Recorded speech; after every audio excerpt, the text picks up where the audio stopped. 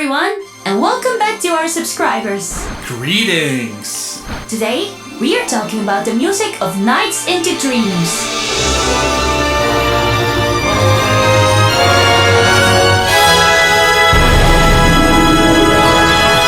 Big thanks to everyone who voted. Don't worry, Renan will get his turn, maybe when they finally release that fourth game.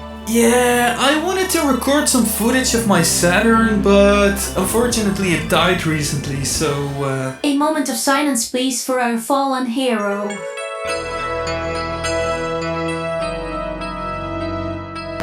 Don't worry, I'll fix it. Someday. I have to admit, I didn't really know anyone who had a Saturn back in the day. I only discovered it and its amazing library thanks to the information superhighway. While this game isn't too story heavy, there will be spoilers. And we want to make these videos a little bit more accessible to those less familiar with musical jargon. If there's anything you don't understand, just leave a comment. And for the veteran composers watching, feel free to correct us if we missed the mark anywhere. Alright then. Let's dive in. Coming up next, Nights into Dreams Chapter 1, Inspirations. The soundtrack for Nights was brought to life by legendary SEGA composers Naofumi Hataya, Fumie Kumatani and Tomoko Sasaki.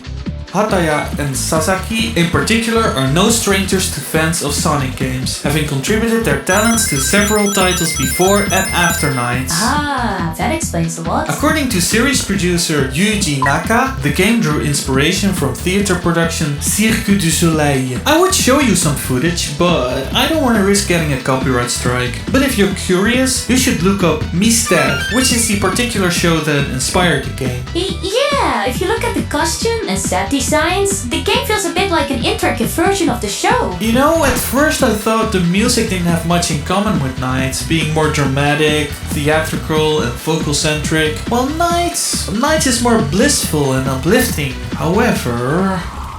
Is that boss music I hear?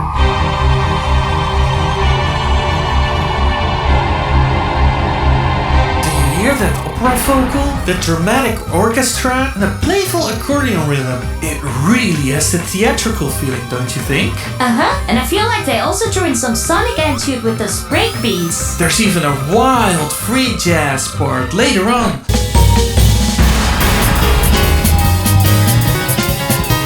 Feels like they just threw everything into a blender and this came out. According to an interview with composer Tomoko Sasaki, they wanted to keep an open mind regarding genres to emphasize the dream theme.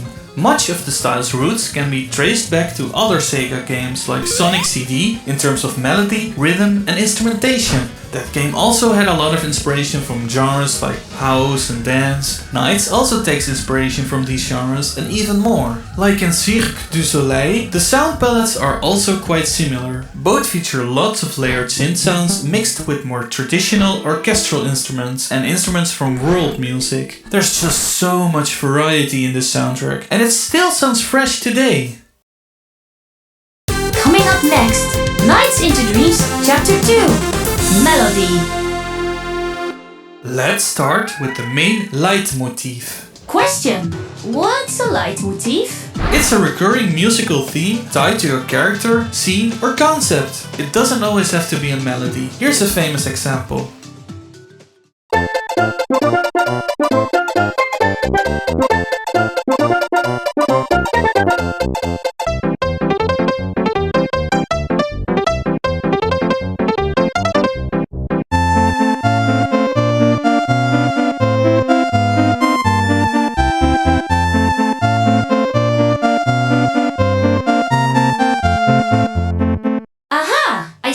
So it's basically a melody that keeps coming back. Exactly. Nights keeps its leitmotif simple, just 3 notes in a call and response style.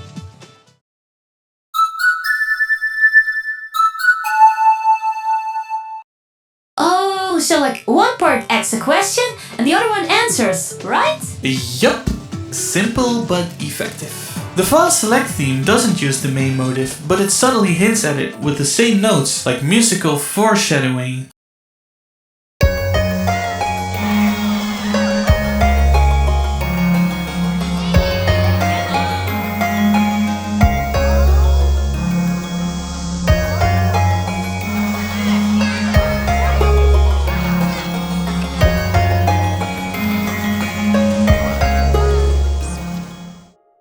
thought it was a cool little detail. I'm glad they opted not to use this motif for the main stages. I think it would have been too repetitive. Using such a melody sparingly can make it more impactful at times when it's being used. You know, something about the accompanying melodies caught my ears.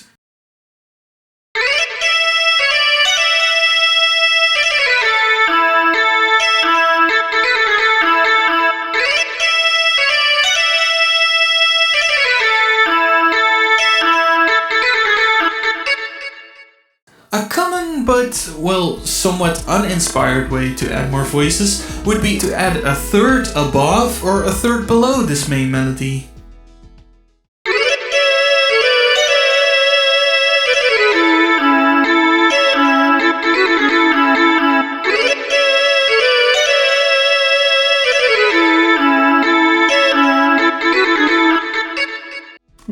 That's not too bad, right? Yeah, it's okay, but it's a bit dull. Let me show you the approach NiGHTS takes.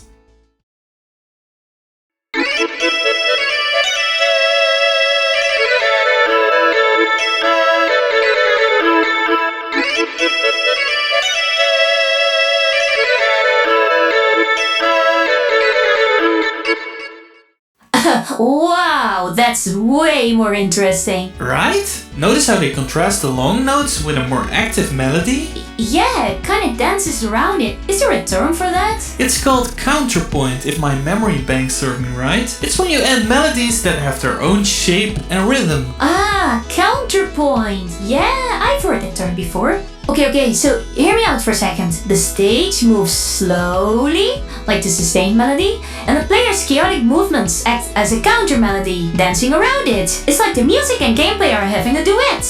Or maybe that's just me. No, it kinda does feel that way.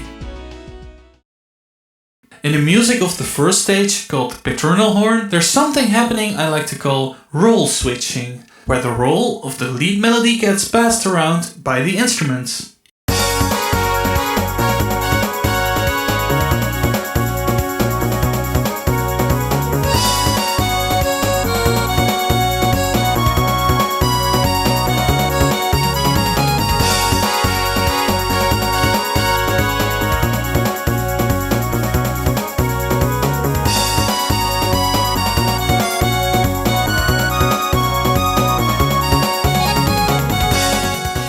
It's an easy way to add some variety, and it works well with the Saturn's limitations. Wait, what limitations? I thought the Saturn could easily handle recorded music. That's true, but for the stages they used the internal sound chip. I've read that they wanted to make the music more interactive, and sequenced music allows for more flexibility. Aha! So they played to the Saturn's strengths by making it more interactive. Exactly. Coming up next, Nights into Dreams, Chapter 3, Improvisational Solos. So you're just playing the game, tra-la-la-la-la, minding your own business, when all of a sudden you hear this awesomeness coming out of your speakers.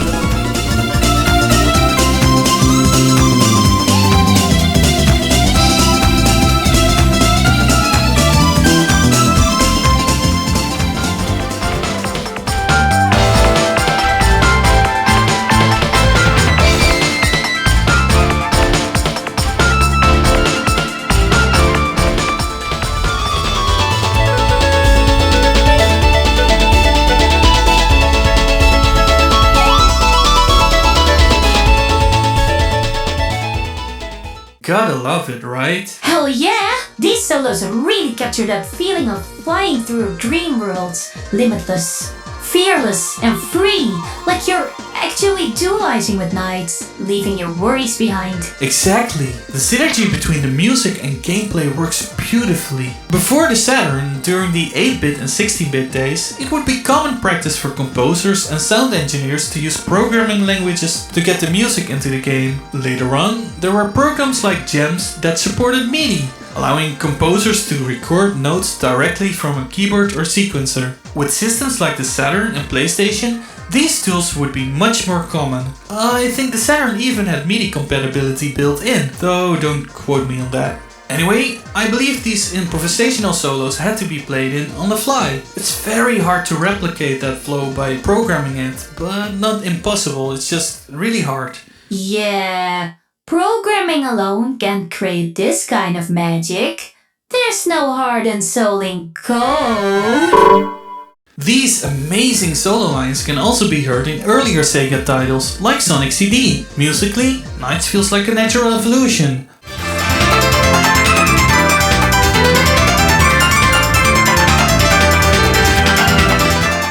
One of my favorite solos might be the piano one from Spring Valley, or Paternal Horn as it's listed on the soundtrack.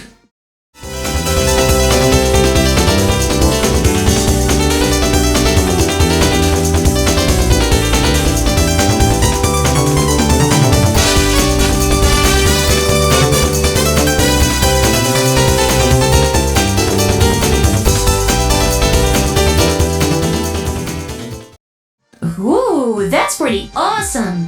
I felt the jazzy moves it pulls. It's that chromatic movement, isn't it? The what now? In jazz music, they would often step out of the musical scale and play in between notes. As long as you provide a sense of direction, it will sound great and add some flavor to the melody.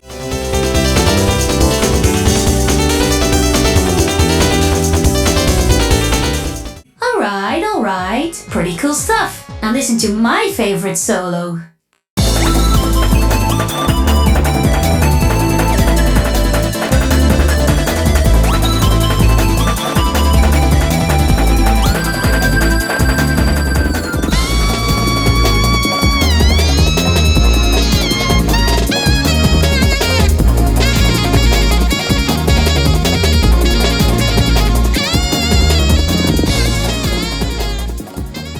Come on, you gotta love that! Who would have thought of pitch bending a pan flute sound? And that saxophone. I just can't find the words to describe how fire it is! Oh, that is a good one. But you know what? This soundtrack is just jam-packed with amazing solo lines.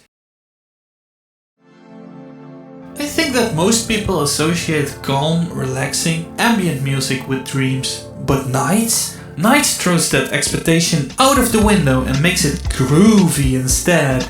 I think it's time we discuss the rhythms.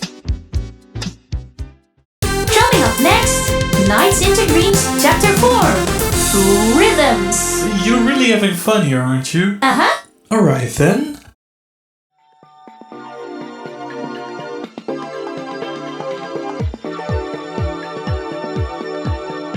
Drums are usually defined by the genre of music. Since NiGHTS doesn't like to stick to one single genre, there's just so much variety here. From house music to pop music, from hip-hop to rock music, and of course we can't forget about those classic breakbeats. There's even a bit of jungle with the track The Dragon Gave a Loud Scream.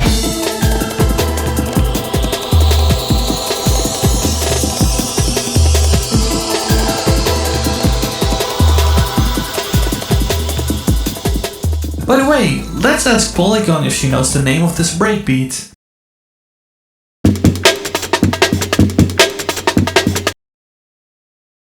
That's the funky drummer break by the funky drummer himself, Clyde Stubblefield. And to the uninitiated, breaks are short drum snippets taken from old jazz, funk and soul records. That is right. Moving on. With tracks like Take the Snow Train that use a lot of swing, it's hard to resist its groove and really makes you want to nod your head along with it.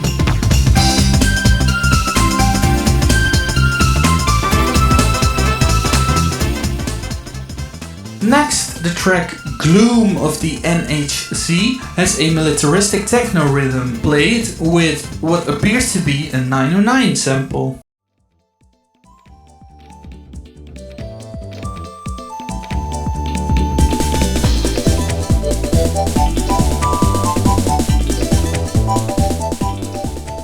I've heard techno tracks with similar drum patterns before. I wasn't expecting to work in this context, but it fits surprisingly well. What does NiGHTS NiGHTS stand for? Good question. I didn't know this either, but apparently it stands for National Highway Corporation. Gloom of the National Highway Corporation. Ah, yeah, that makes sense with all the traffic-related stuff scattered around the stage. Overall, I would say that the drum arrangements are very dynamic, often layered with percussion like shakers, bongos, tablas, and congas. They add a lot of energy and richness to the track. Rhythm-wise, there's a lot of syncopation, probably inspired by funk and house music. And there's also a stuttering effect that they like to use sometimes.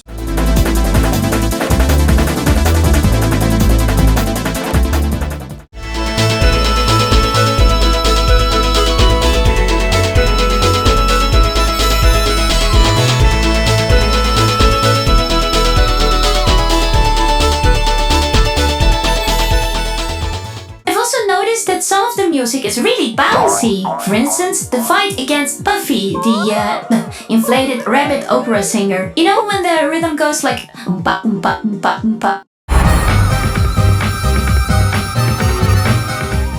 Ah, yeah, that's called an offbeat rhythm. It's pretty easy to pull off, but it immediately gives that bouncy feeling. Offbeat rhythms can also be heard in a lot of dance music, where the bass is played on the offbeat.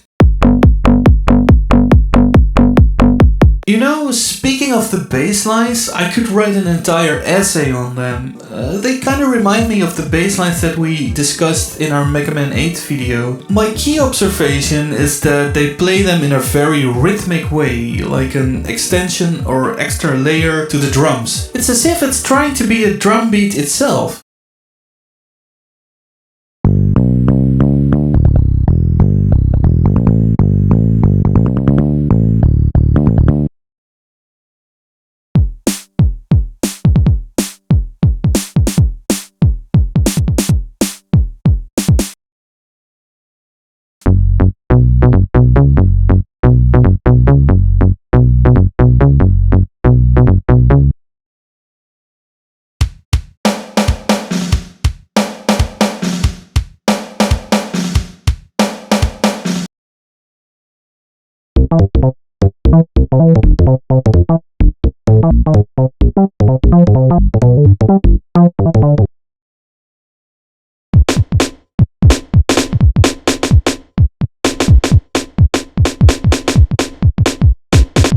When I make these kinds of bass lines, it often helps to use the kick drum as a starting point to build the rest around. Complex bass lines often break down into simpler principles.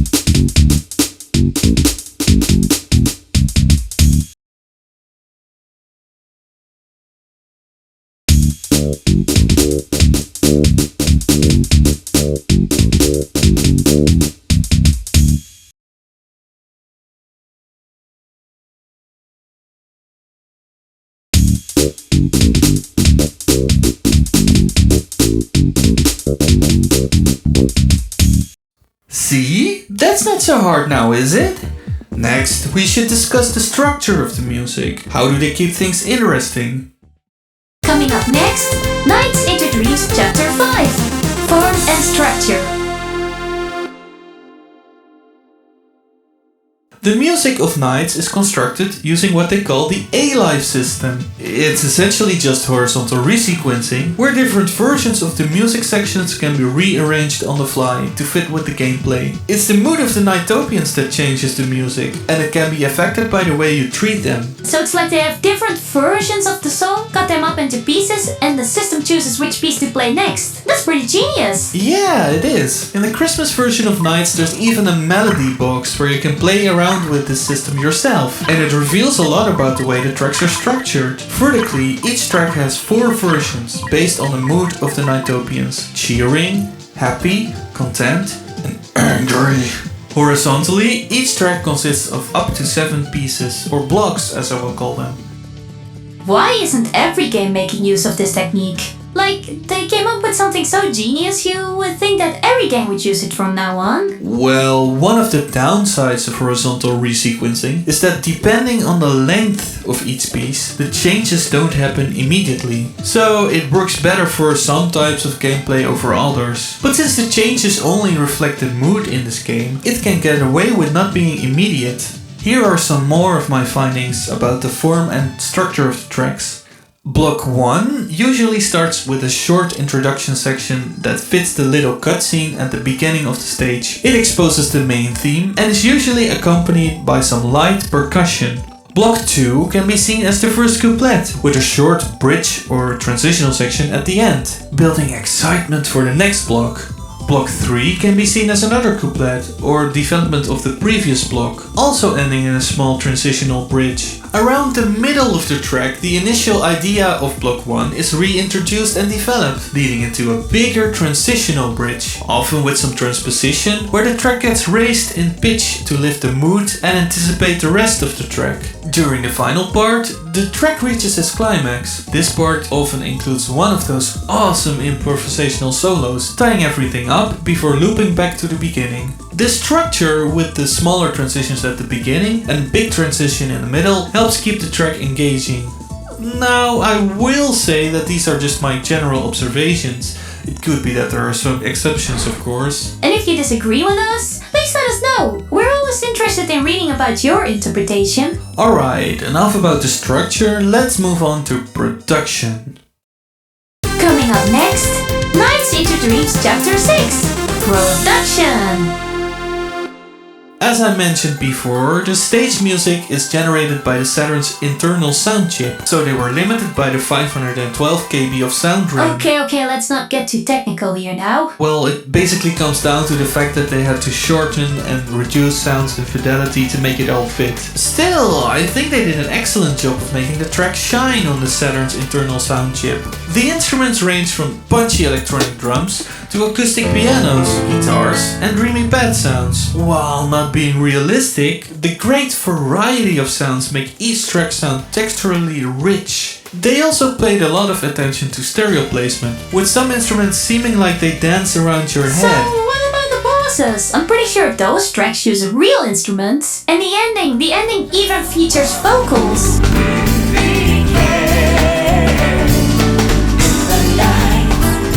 Since the music of the bosses doesn't change, they were able to use recorded music. Production-wise, they're of a really high quality. Oh, I appreciate them taking the time to record real instruments like saxophones, electric guitars, vocals, and there's even a real orchestra that can be heard during the intro cinematic.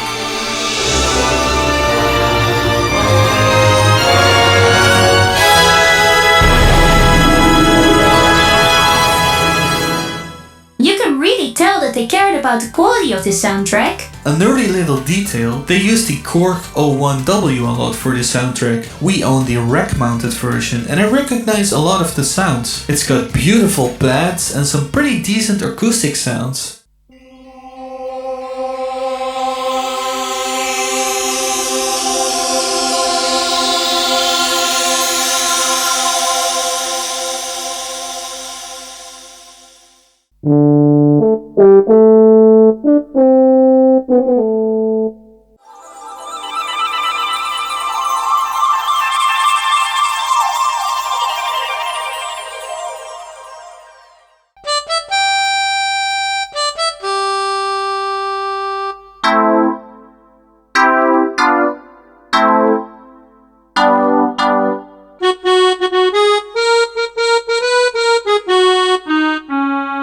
They also used a ton of sample CDs by manufacturers like Zero G and AMG. That's cool and all, but I wonder which opera singer they hired. Well, that's an interesting one. I recently found out that the opera vocal was not live recorded by SEGA, but sampled from a song by a famous Spanish soprano singer, Teresa Berganza. There is a spreadsheet circulating online called the VGM Sound Sources spreadsheet, where I found most of the information. According to that sheet, they even took a sample from the movie Home Alone for the Fun Select theme. What? Really? But how does that work in terms of copyright? Don't forget that SEGA is a big game studio. They most definitely have the resources to clear all the samples that their composers use. Oh yeah, I forgot. Sonic Rush and Jet Set Radio are also full of samples from other media.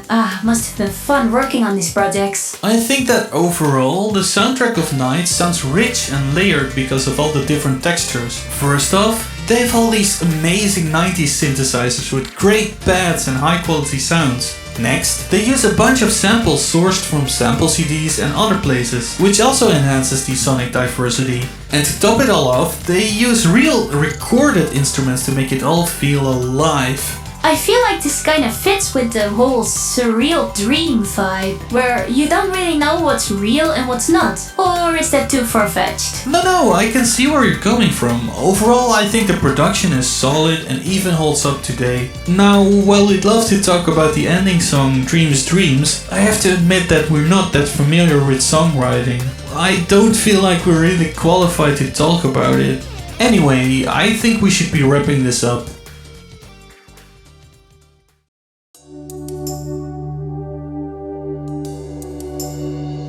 I love how the soundtrack captures that dreamlike feeling without being your typical dreamy ambient music. The boss music is my favorite. It blends so many styles and genres together. It's so theatrical and packed with wild ideas, so eclectic. You'll be hearing bits of rock, orchestral, house, techno, jungle, and even free jazz. It feels one of a kind, so many genres. On a more technical note, this soundtrack has taught me a lot, especially about the rhythmic bass lines, counter melodies, and ways of structuring interactive music. What about you, Polly? I love this soundtrack, and it's hard to put into words why. It just hits my synthetic soul in ways I can't explain. I'm sorry, I need to gush about my favorite tracks here for a minute. The stage is yours! One of my favorite tracks in the game is Suburban Museum. It plays during the level The Confusion. It starts with this uplifting bagpipe melody, and as it builds, it develops into something so breathtaking.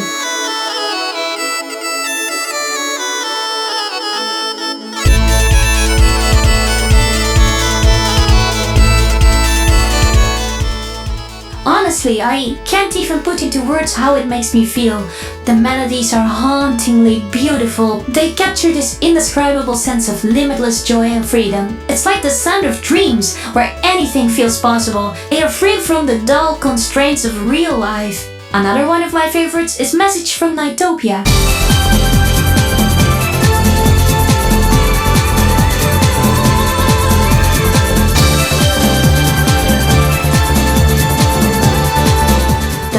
And layered instruments are just incredible. There's so much going on. Percussion, acoustic guitars, a dance beat, synthesizers, and an electric piano. I remember dozing off on a train. Yes, even robots need sleep. And in that dreamy space between being asleep and being awake, I could hear this track in the distance. For some reason, it felt like I was inside of the music. Every layer, every melody just hit my consciousness so much deeper in that moment.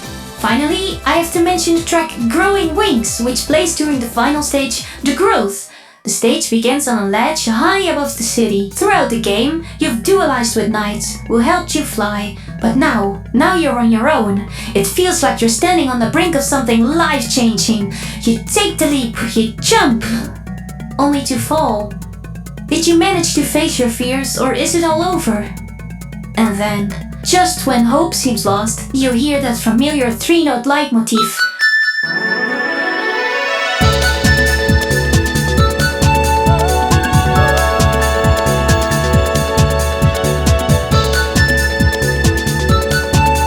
You've grown metaphorical wings and now you're flying all by yourself. It's such a powerful moment, and the music captures it perfectly. This stage is all about facing your fears, taking that leap, and taking off without looking back. Growing Wings sticks with you long after you've powered off your Saturn. It leaves you feeling unstoppable, like you've grown your own wings to take on life.